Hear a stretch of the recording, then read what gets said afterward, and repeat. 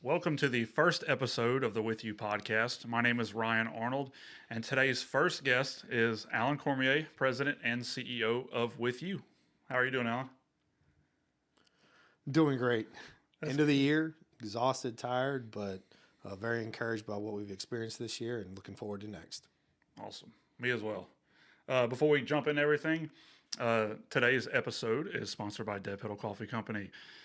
Dead Pedal is all about fueling early mornings, long nights, and the grind that never really stops. Something first responders know all too well. If you're looking for high quality coffee with bold flavor and no nonsense, check them out at deadpedalcoffee.com. Dead Pedal Coffee, fuels for those who live life in high gear. All right, Alan, this is about a year in the making, man. We finally got the ball rolling. It's just kind of a vision that you had that we kind of just threw together and made it work. Um, so, I mean, I just kind of tell me how you're feeling about it. I know it's the first episode, and it's kind of, what are you thinking? Nervous, nervous. Me too. It's been a conversation we've had multiple times about having conversations and making sure that people are able to be involved with them.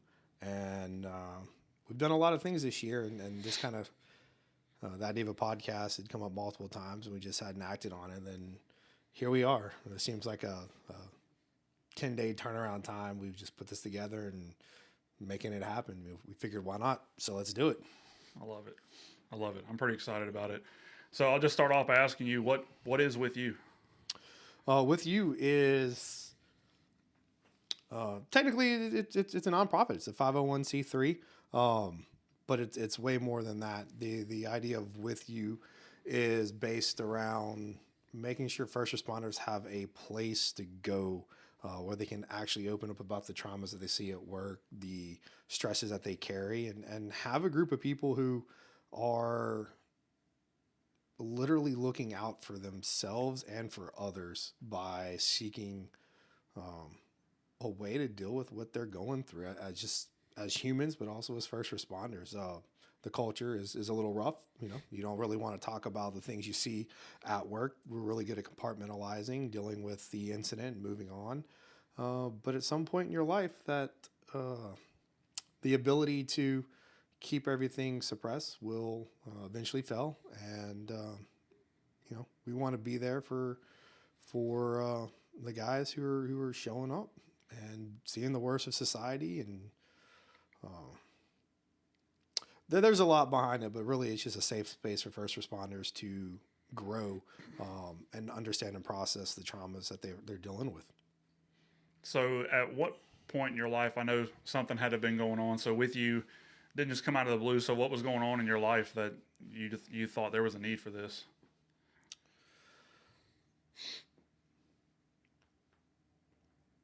I think it was exhaustion from showing up every day, doing the job. For me, there was not one incident, not one critical incident where I can look at and be like, that's the situation, that was a tipping point. I think what just ended up happening is you show up every day. There's a mentality that you give 110% every day. You squeeze as much work as you can into your shift. And you kind of forget how to take care of yourself because your mentality is and the culture is to take care of the public. And I think for me, I just got tired and I didn't know how to process it. And so the longer that went on, about 10 years into the career, it just kind of got to the point where my family was seeing a different side of me. They'd probably been seeing a different side of me for a good while, but when you have kids and you start seeing their reaction the way you come home from work, you think you're in a good spot, but they're able to see right through it. And when you see that they're you can see their emotions on their sleeves, and they let you know pretty quick about how quick you're not dad and you're not present. And I think that really hit for me personally. And so I started being proactive and taking care of my wellness, both physically and mentally. And then it just got to the point where when I was able to look at myself and seeing how far I had strayed from taking care of my personal self, that I started seeing others and I saw that I wasn't the only one hurting.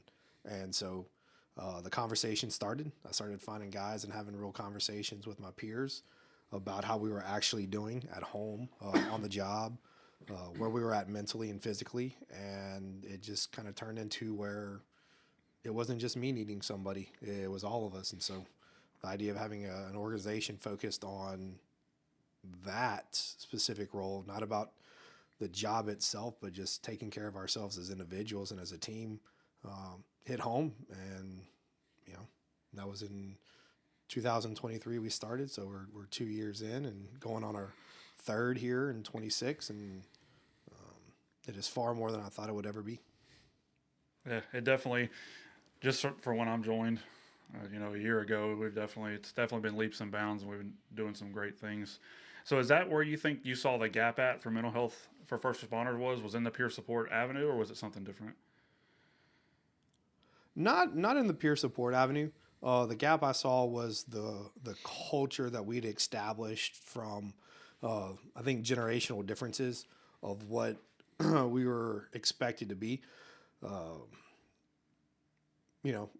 older generation was, you knew what you were signing up for, suck it up, it's part of the job. To, you know, the Ferguson effect took place. There's a big change in the way that the community started looking at first responders, law enforcement in particular. And then there's this idea that we had to be perfect all the time, which you want to. You want to show up with a high standard, and you want to set the standard and be excellent. You want to be the example.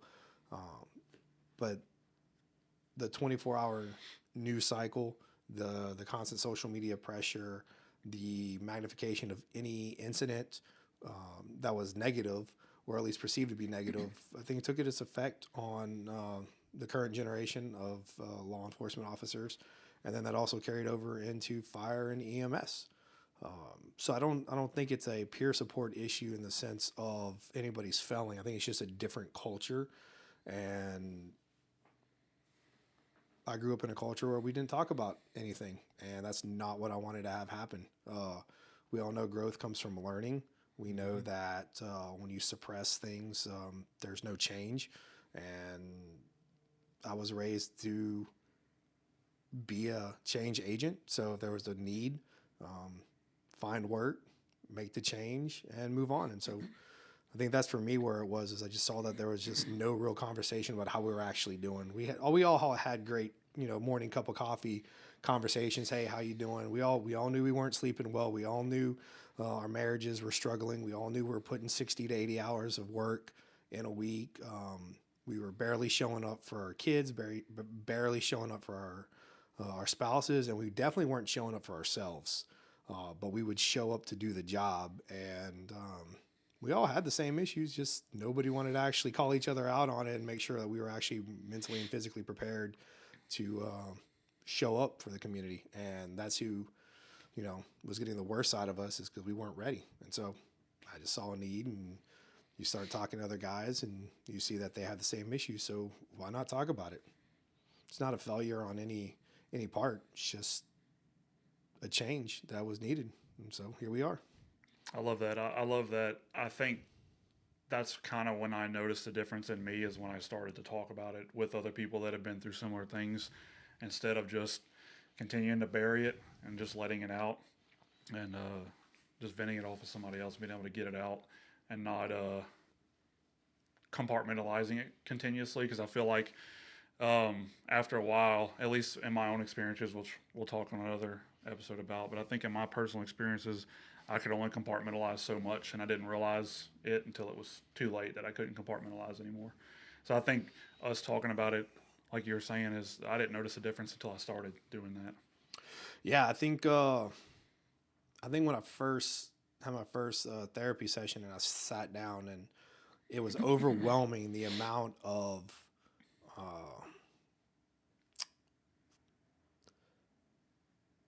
just in my short time in my career, I didn't experience a whole lot, but the things I did experience, to see the reaction from my therapist, was really eye opening for me. I wasn't disrespected by it. I wasn't turned off to counseling by it. It actually reinforced the idea that even a simple career that doesn't have a lot of traumatic incidents add up. And humans aren't meant to see what first responders see. You talk about death, you talk about injuries, but you also talk about just sometimes being exposed to a side of the community that is just dark, and you don't think it affects you, but over time it does. And systems break down. There's different types of failures and letdowns, and so you end up finding out that, man, there's a lot more going on behind the curtain, and you've compressed it, and you've put it under pressure, and then one day you lose it. You turn to self medication. You're drinking all the time. You're not sleeping, so you drink to sleep, and then you don't sleep well because what alcohol does to your system, and then you chase it with caffeine in the morning, and so you're drinking liquor, alcohol for 4 or 5 hours in the evening, and then all day you're running on caffeine and poor food choices, and so not only does your physical health take a turn for the worse, but so does your mental health, and we know it's there. We know the culture's there, but nobody wants to talk about it. And then you also have the flip side where you have guys who do see it and they try to compensate. So they go out and they do work out a lot. They do get into extreme sports. Not saying CrossFit's extreme, but they get into it with an extreme mindset that they can outwork their bad habits. And then so you see injuries and fatigue kicks in, and then you just have guys who are beating themselves up because they're not really addressing the issue. They're not solving the problem. They're just moving it from one place to another. And when I started talking about what I was going through, and actually got got involved with medical professionals across the board and started taking care of myself, that's when I noticed in others that the little changes I was seeing should be talked about. Not from a pride sense, but from a, hey, it's worked for me, and it's changed the way I'm able to show up for my family and for my community, and we should all be doing that. So, there's a lot to unpack there, but we owe it to the community to show up the best versions that we can, and we owe it to our families.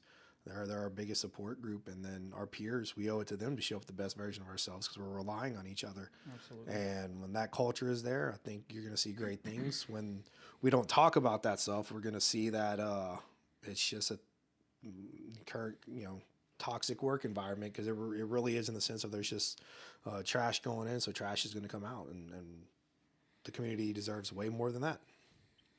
100% agree with you. 100%. We'll get into that later. What would you say was a defining moment that made With You's mission real for you?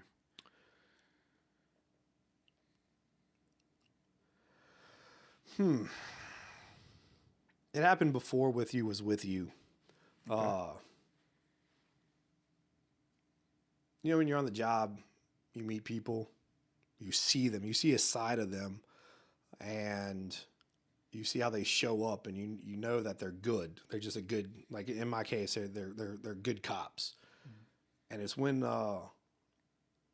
you have the quiet conversation, at 2:00 in the morning, and then they make a comment about how nobody showed up for them, and you're like, what do you mean nobody showed up for you? Like, you're a great cop.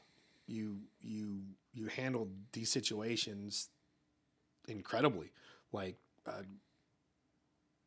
I would know lesser men would crumble in some of those situations, and you handled it, you did it, and you moved on.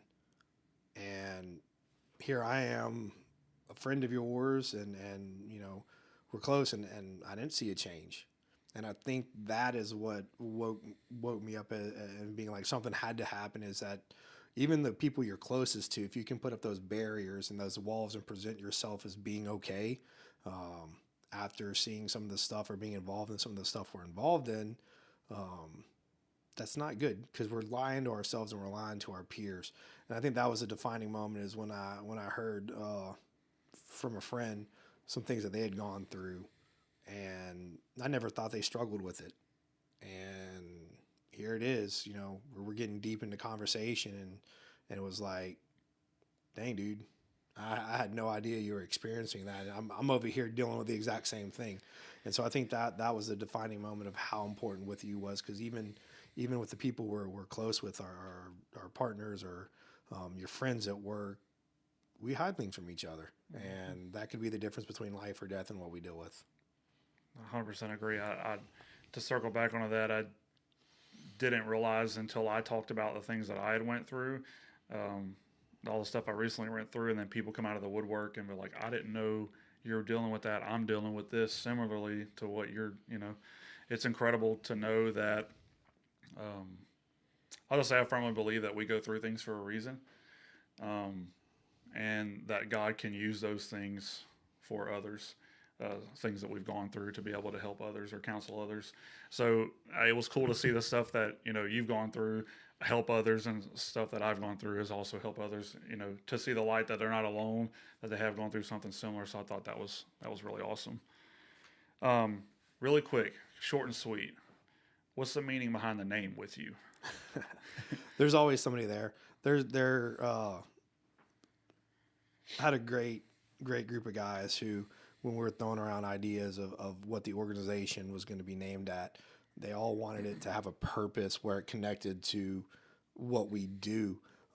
It may not speak a lot to the public, but it speaks a lot to how we show up at work for each other. There's not one organization here that you go to a call by yourself. There's always somebody coming to back you up. Active shooter situation, felony stops, firefighting. You're not showing up solo to anything. You might be there by yourself for a moment, but backup's coming to get involved and help you out. And that's where the name kind of came from. Actually, that's where the name came from, is we wanted to make sure that we could relate to what we do as a profession. Like, we're going to show up for you. But it also involves ownership too, because sometimes you can do things by yourself for a while, and if you don't ask for help or you don't let other people know what you're doing, they can't help you. Right. And so there's a little bit of ownership there on the individual to step up and say, hey, I need some help with this. And then there's also us stepping up and walking beside them, going, hey, I'm with you. Been here, done that. Let's go through this together. So you create a little bit of ownership through it, but also the support network of you're not alone. And that's where With You came from, is we're plus one. We're always one up in the next guy, where you've got a battle buddy, you've got a partner, you've got somebody who has experienced something, and they care more about you than letting you do it alone. And so they're gonna be there for you. I like that.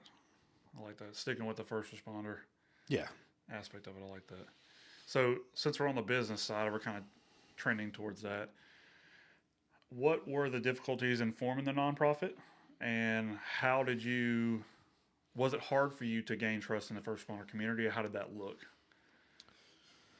I'm going to give you my perspective. Okay. I was ignorant to the whole thing on what it entailed.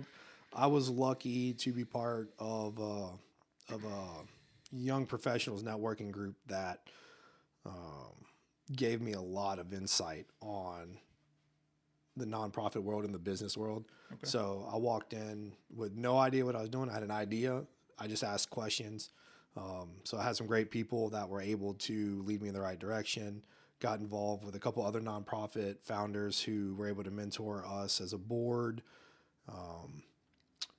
So it was just hard because there's Google's amazing. It's free, but there's so much information out there. Sometimes it's hard to know where to start when you have all this free information. And having a community around us for me to reach out to and ask questions and get specific answers and at least build a plan was the biggest resource I could have. What was the second question? Second part of that question? Was it difficult for you to gain trust in the first responder community, or is that something that came naturally due to your service in law enforcement? I will say, from my perspective, it has been very hard. Now, that could be the standard I expect from myself and from the organization. I want people to trust us openly, but we still have to earn that respect and that trust. So right. I say it's hard. It may not be as hard as I think it is, but if there's somebody who doesn't know about us, especially we're here in Southwest Louisiana, and the idea for me is if they don't know who we are, We have to get our name out there. We have to tell them what our mission is and meet them where they're at. So I look at it from a perspective where we have to earn it, and it takes effort. Um, would I hope that those who've had contacts with those who we have helped, if they speak up for us, that should help that situation out. So I just look at it from a perspective where, yes, it's hard, um, but that's just because the mission's worth it. And I'd rather make sure that we're working harder than need be to meet people where they are and to gain their trust than to just expect it to naturally happen without any work on our part. And I think it's a worthwhile mission. And when you need to meet people where they are, sometimes that means working harder than they are at the moment, and then showing them the path out. So yeah, it's been rough in my opinion, but I think it's a better question to ask those that know about us or have reached out to us, of whether or not our trust is built on the profession or just they're at a point in their life where they needed something and we were there. So yeah, I don't know if that really answers your question, but just It from my does, to an perspective, extent, it's something we have to do daily. We have to earn it daily, and that's important to me. Yeah, it's a good thing to have. I understand that some of that's on you, but some of that trust is already built from your experience in law enforcement. But I understand how first responders work and how that community is. So I know it kind of has a 50-50 on, or 100 on 100 on both sides for it to make it work. Um, when did you start notice that the mission was working? And can you give, without stating any specifics, can you give some success stories that you might have? I think the mission started working the second that the idea of the organization became a group thing. Okay. I think that in itself, our founding members, there were 6 of us. And I think that the second that I was able to look at us as a group, knowing that everybody had the same viewpoint on mental health for first responders, that was it for me. I think that said it right there, because it wasn't just me. There's other people, so it wasn't just a good idea fairy that I had. It was something that everybody or the 6 of us all had the same passion for, and that was a big defining moment for me.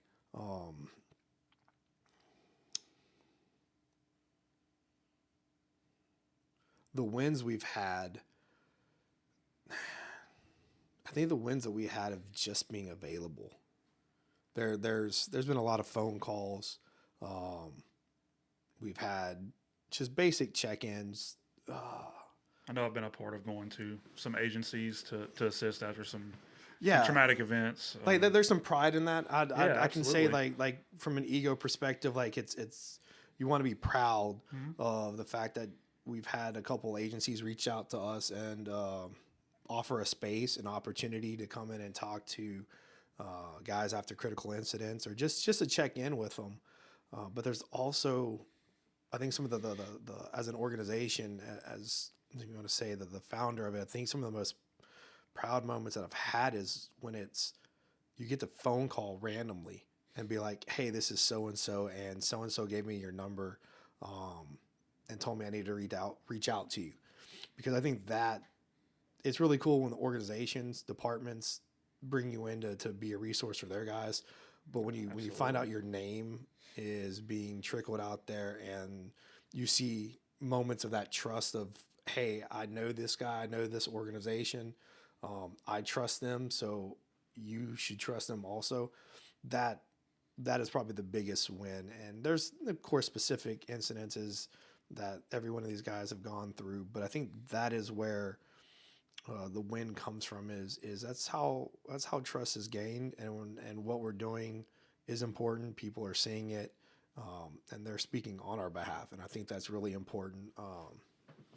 And I think the fact that there's able to have people feel free to have those conversations, and you're starting to hear about them, and that would be the wins. Like, of course, everybody has their individual wins. We've been able to provide access to counseling sessions, access to therapies, physical and mental therapies. Community, we've had, community involvement, just a group of guys, men and women to get involved with who share the same mission. Like there's a lot of wins in there in different ways, but that for me is just knowing that there's people out there who've heard about us and they're sharing us really gives me hope that we're making a difference. Yeah, I definitely think that we are. And speaking from personal experience, I think my experience aligned perfectly with you's vision and what you want for the company. Like I said, we'll get into my stuff later on another episode, but I feel like I heard from you from somebody else. Hey, Alan's a good guy. You need to go talk to him. I'd met you before on some detective cases. Yeah, you've worked as just professionals. We've ran into each other, but we never had that interaction. But yeah, and I think that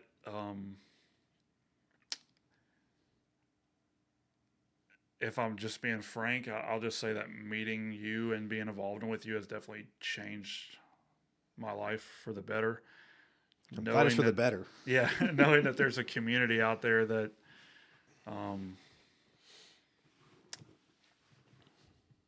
it's hard to be by yourself and not know. Just not knowing is what was rough for me the most, and then being exposed to all that, knowing that hey, Alan's been through it, or this person or this person, and then being able to sit down and talk with people and know that you're not alone, and knowing that hey, it's okay that you feel that way. Here's some outlets.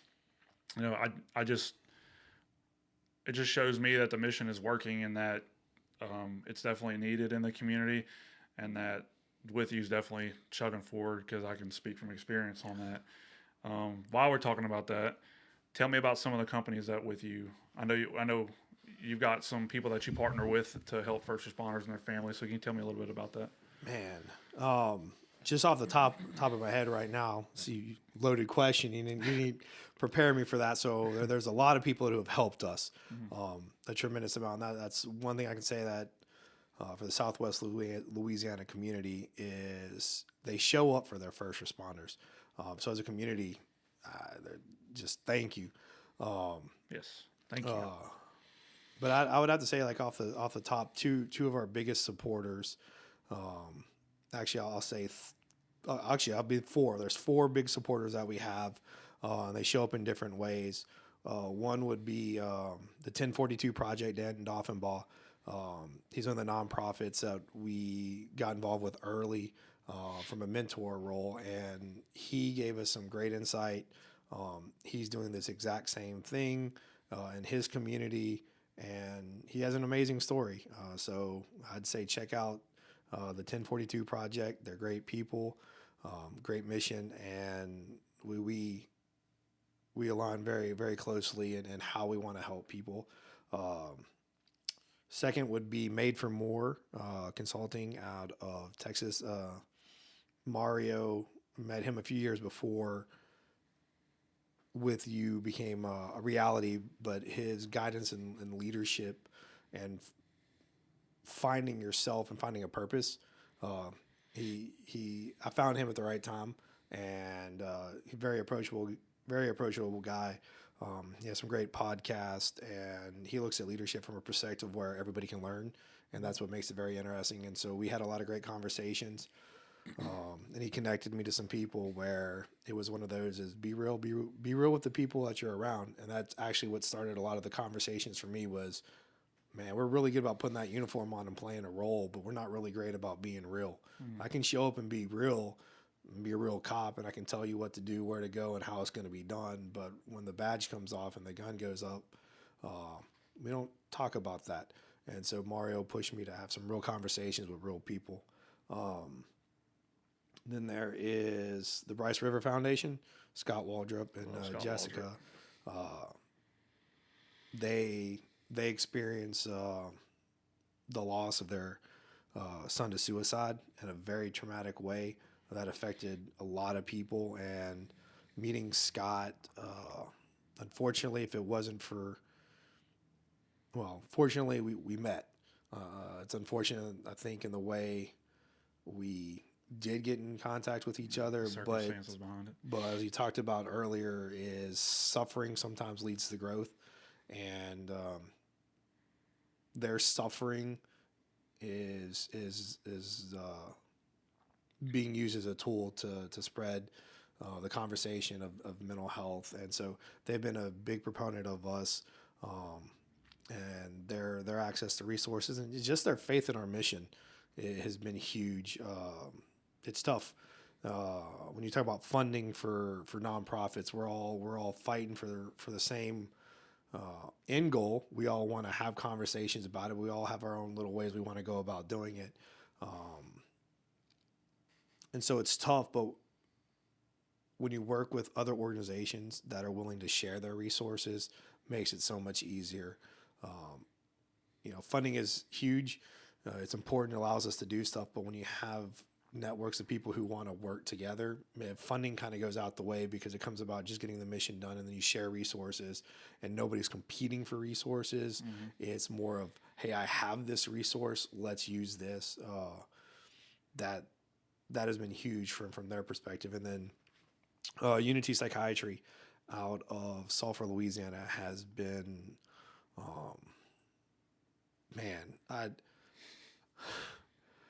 I think one conversation just turned into a relationship. Like their commitment to being available to see first responders in our community is just incredible. I don't think they've ever said no to anything. What we've come across, everything has been, oh yeah, we got that, or we got call you back. us. We got you fixed. Like, we got you. Yeah, or like let's take care of the person first, and then we'll talk about the details later. And mm-hmm.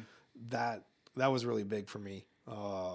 It might have been a little ego in that, but it was definitely big it was one of those stressors where it's like we have a place that is pretty much a one-stop shop for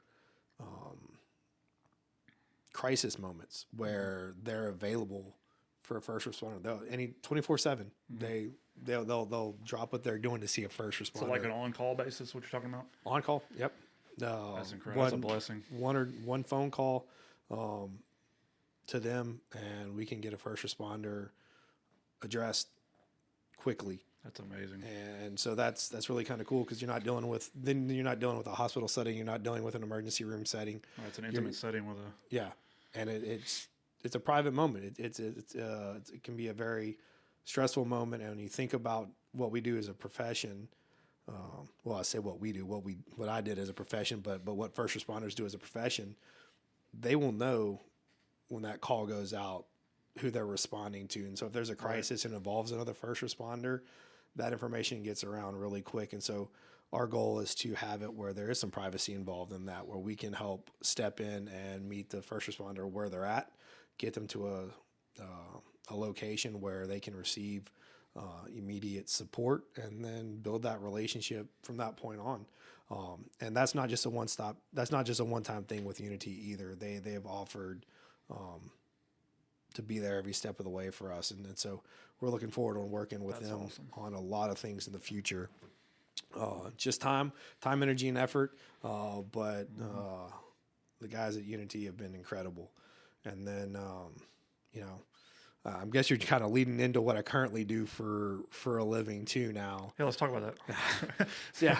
So then, after law enforcement, after 12 years, I stepped away, and my wife and I purchased. No, I don't even say purchase. We were blessed with the opportunity to step into ownership of a physical therapy clinic that she had worked at for 12 years. The clinic has been around for 30 years. The owner has spent 50 plus years of meeting people where they're at. And I think that's, talk about using suffering. God used her suffering to develop a concept of therapy, whole person physical therapy.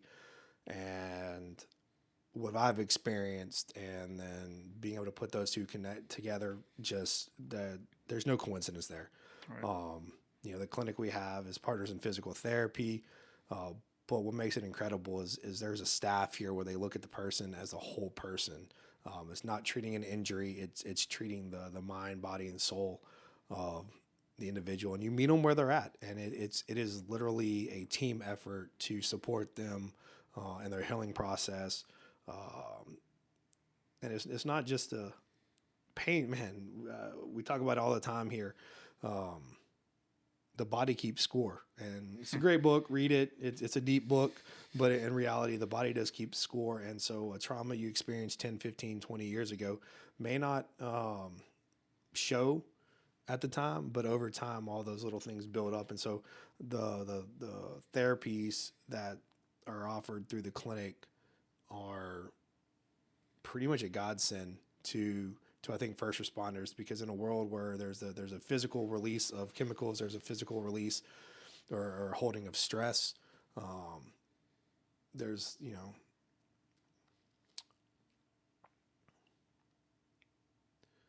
our body individually deals with stress in different ways, and whether that's a trauma from what we experience or just the stress of the job or the chemical reactions that occur from the incidents we experience.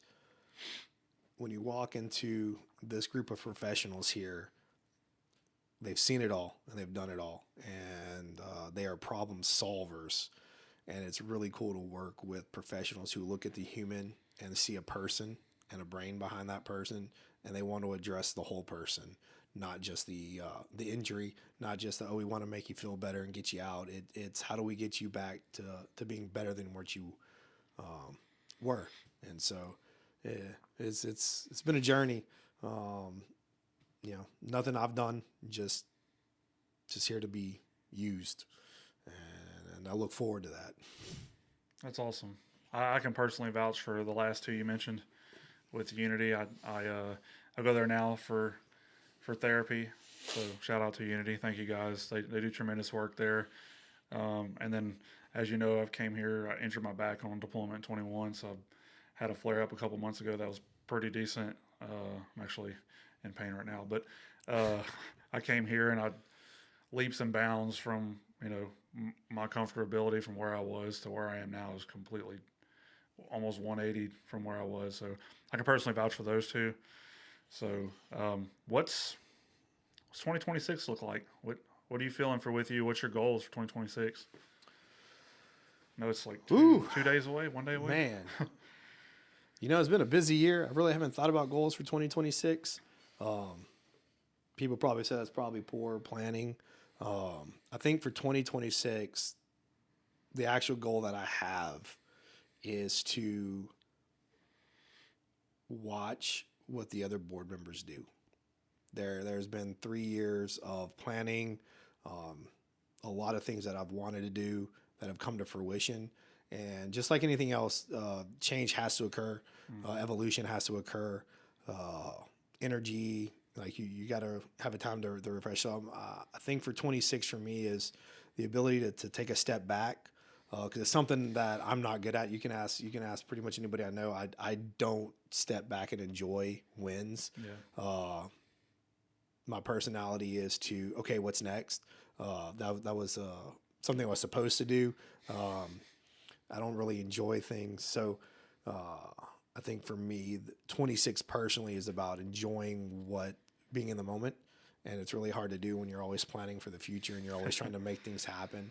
But like I said, 26, we have some great board members. I can't wait to see what their vision is.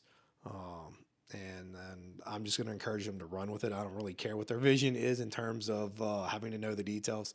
I know that they care about the mission and they all have their ideas on how it should be done. So I just want to support them in that. And then I think for me, I would love to make sure we're focusing on bringing in quality workshops, whether that's mental health clinic, whether that's workshops for mental health, physical health, financial wellness, family, sport events, hunting events. I think that's kind of one of the things I want to do is have a push for more get-togethers, whether that's on the casual social side or on the professional side. And then, of course, we're going to do our pickleball tournament again in March. I'm excited about that. And then we did a banquet this year, and Right, for the second one. far exceeded our expectations. Huge blessing. That was so awesome. And we've already got a date set for 26, and we're working on getting some of those details done. And so I think that between those two events, that's a lot to ask for, because we want to run it all back and do it even better. Yeah. But I think my personal goal for the organization is to keep moving forward, be accessible to those who need us, and then take a moment to see how far we've come. Most nonprofits stop being successful after about 5 years, and I refuse to let that be with you. So sometimes that means taking a pause, building a foundation, rebuilding, fixing some cracks, doing some wellness checkups.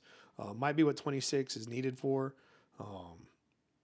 but I'm really excited, because I think we're in a good spot to build off of the foundation that the last 2 years have set for us, and yeah. That's awesome, man. I'm excited to see it too. So we'll go ahead and close with this. I'll give you one last thing. If you had to give one message to first responders and their families, and we can talk, or you can address them directly through the lens up there. But if you had to give them one message, what would it be? Man, one message. My message wouldn't be to first responders. It'd be Okay. it would be to their families. Okay. Let's hear it.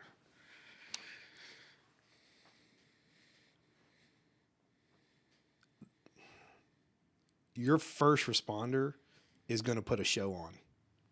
They show up in a career to carry the weight of the world. They are there in an environment where performance matters, doing things that they don't want to do constantly, and they will just do it because it's the right thing to do. It's their job. So with that, I would tell the family of every first responder, you will be the first one to notice change. You will see them become disconnected. You will see them lose joy in certain things. You will see them become more irritable, isolated. You will be their biggest advocate. And sometimes that doesn't even mean that you have to talk to them about it. From my experience, my wife called me out, and that was huge, but it wasn't even my wife that actually made the biggest difference. It was my, at the moment, 5-year-old who could definitely tell that Daddy's home from work, but he's not actually home. I would say to the family members is call us, because we're here for you too. And if we can give you the support you need to set up your loved one, your first responder, for success, that could be helping you first to give you the tools and the resources and the knowledge on how to move forward with some of those conversations, or even just to create an environment where you can start the preparation of the soil for that conversation. That's what I say. That would be my message, is the family, man. Like, That's a really good message. The kid thing hit me pretty. we show it for the community, and our families are the ones who take the brunt of it. They're the ones at home. Our spouse, in my case, I got 3 kids. My spouse was taking care of the home and the kids when I was at work. When I decided to stay a little bit later to finish up on a lead, or follow up on a lead, or be available for early morning, or a op in the afternoon, or late evening, they took the brunt of it. Not me. They took the brunt of it, because their life was still going on. And we tend to forget about that. Definitely. Somebody told me, I can't remember who it was, told me that, first responders get involved with their jobs to be able to change a community and end up being changed by the community. So that's something that I was told. It always stuck with me. They enlist, they join the job to change the environment, change the community, to make things better, and they end up getting changed by by the job that they do. So, all right, first episode down, Alan. appreciate you coming in. Thank you for your time and your insight. It means a lot to us. With you means a lot to me personally, but I know it means a lot to all the other first responders out there. So thank you for taking the time out to come. Appreciate that. Yep. All right, guys, stay tuned for the next episode. We'll have Brent Woods, LPC. We'll be talking about some interesting stuff. Be blessed.